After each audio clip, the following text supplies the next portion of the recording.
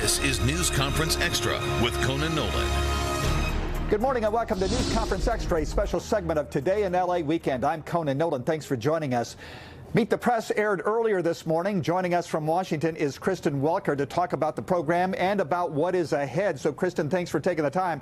Listen, at 8 o'clock, we're going to be talking with Nanette Barragan, a Democrat from San Pedro, chair of the House Hispanic Caucus, Congressional Hispanic Caucus, about the disconnect between the left flank of the Democratic Party and the White House over these new rules they're considering regarding asylum at the border.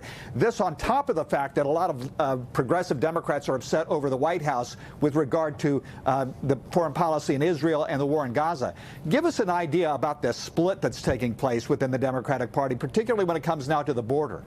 And it's always so great to be with you. A great question. It remains to be seen. Here's what we know. They are making some measured progress. We know that Senate Leader Chuck Schumer has asked everyone to stay in town to keep the talks going through the weekend. He wants a vote next week. And we are getting some positive signs from those who've been in the negotiating room. But the devil's in the details, and we know that the sticking points still revolve around issues like asylum and parole, and the politics of this are incredibly complicated, particularly for President Biden. The progressive base of the Democratic Party warning that there will be a backlash if he cuts a deal that's too tough on immigration. So concerns about that. But the flip side of this, if he is able to strike a deal on this issue, boy, that could potentially help him in a general election, win over moderates, win over independent voters. So I've been talking to lawmakers on Capitol Hill, Democrats and some Republicans, who say the reality is if he can get a deal that he can get progressives to live with, that is a political gift heading into what is undoubtedly going to be the political fight of his life in 2024. So a lot of pressure on him to get something done, a lot of pressure on Republicans to get something done, particularly coming off of the heels of a year of a whole lot of chaos on that side over their speaker having to install a new House speaker. So they want to show that they can get something done as well. We'll have to see how it all shakes out. I do think it's uphill that all of this is going to get done by the new year. But of course, we never rule anything out here. We saw that in 2020, the margin of victory for Joe Biden were white suburban women in places like Maricopa County, Arizona, that frequently vote Republican but can't stand Donald Trump and voted for him. You talked with some of those women in Michigan, another key battleground state. We have it was either a Pew Center poll or a Bloomberg poll recently who says that the president is behind Donald Trump in that state and every other battleground state. What did you learn from your conversations?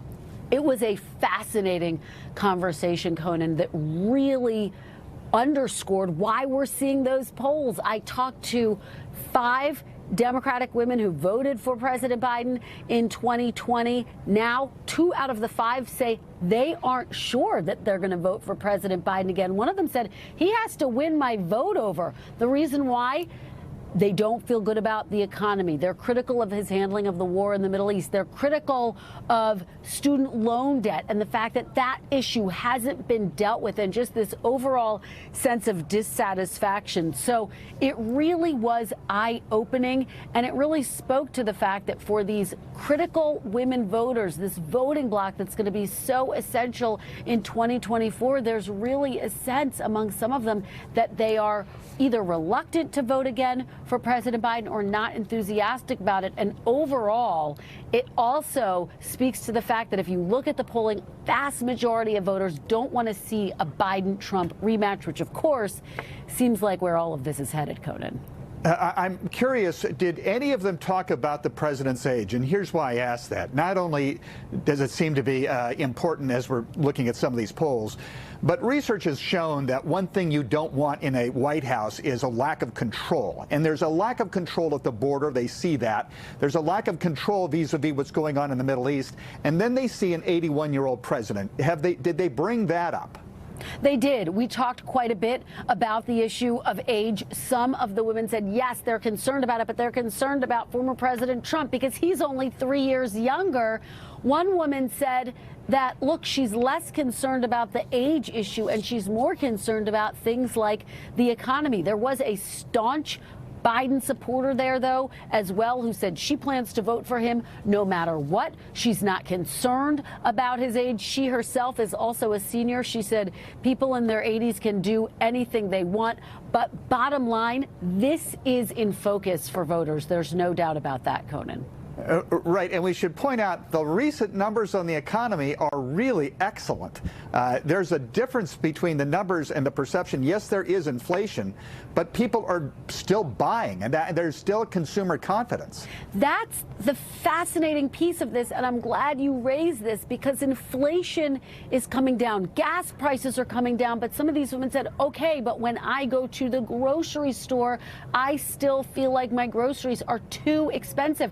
I want to buy a car, and I don't feel like I can do that. And that's where they say they don't feel what the headlines that they're reading in the news, which is that if you look at the numbers, the economy is getting better, but they don't feel it. So I think the big question for President Biden and for this election writ large is how are voters going to feel about the economy come next November? I think that could determine a lot, Conan, and we just don't know the answer to that yet. We have to wait and see. But boy, that disconnect that you mentioned, that these voters talk to me about as well, is really strong and really stark and at the crux of so much of the dissatisfaction with President Biden. Kristen Welker of Meet the Press, thanks for taking the time. Thank you. Again, Meet the Press has already aired as a result of a programming change today because of NBC Sports. At 8 o'clock, we will have NBC4's news conference where we will talk with Congresswoman Nanette Diaz-Barragán, the chair of the Congressional Hispanic Caucus, about changes at the border that the White House is considering. Plus, we take a look at the new economic figures. We talk with Christopher Thornburg of Beacon Economics and former Assemblyman Mike Gatto. 10 years after his father was murdered in his home in Silver Lake, a crime that has yet to be solved. That's news conference at 8 o'clock, a special time. We'll see you then.